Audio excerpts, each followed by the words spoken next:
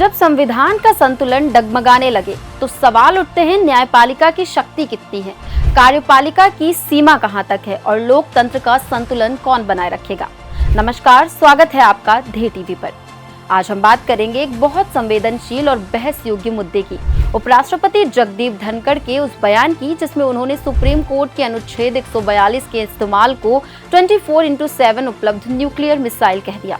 क्या है अनुच्छेद 142? क्यों उठ रहा है सवाल कि कोर्ट राष्ट्रपति को आदेश दे सकता है या नहीं?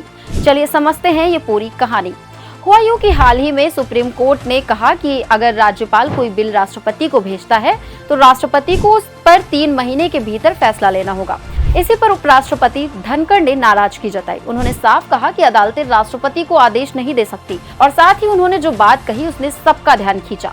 अनुच्छेद 142 जो सुप्रीम कोर्ट को विशेष शक्तियां देता है, उस पर उपराष्ट्रपति ने सवाल उठाया। उन्होंने कहा कि अनुच्छेद अब लोकतांत्रिक संस्थाओं के खिलाफ परमाणु हथियार जैसा बन गया है।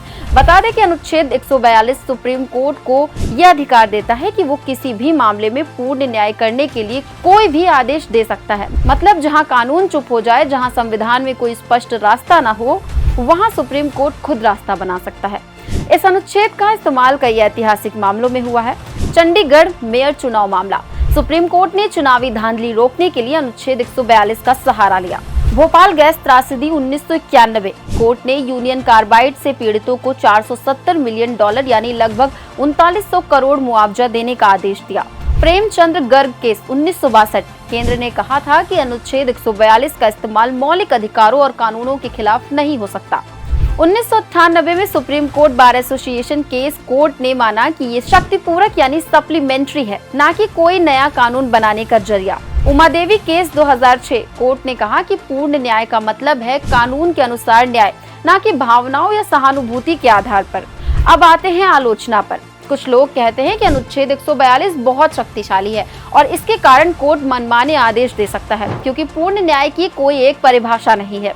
हर केस में इसकी व्याख्या अलग होती है। इसलिए ये भी तर्क आता है कि जब संसद और कार्यपालिका जवाबदेह है तो क्या न्यायपालिका को ऐसी अपार शक्ति देना उचित है? ताज्जुब की बात है कि सुप्रीम कोर्ट खुद भी मानता है कि अनुच्छेद 142 का इस्तेमाल बहुत सोच समझकर और सीमित स्थितियों में किया जाना चाहिए।